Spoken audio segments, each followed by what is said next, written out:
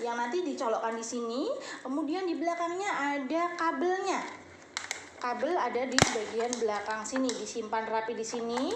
Ketika kabel sudah dicolokkan ke listrik, nah alat ini sudah langsung bisa digunakan, tinggal pencet tombolnya ini ya.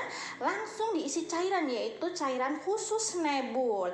Bagi yang mau sedia Nebul ini di rumah, kalau sewaktu-waktu anaknya itu susah bernafas, sesek atau lagi batuk yang sangat mikil, itu bisa digunakan alat ini ya, mengatasi batuk pilek anak supaya anak bunda lendirnya keluar semua dengan menggunakan nebulizer ini. Bagi yang untuk keperluan medis, alat ini sangat cocok sekali ya karena praktis, bisa dibawa kemana-mana.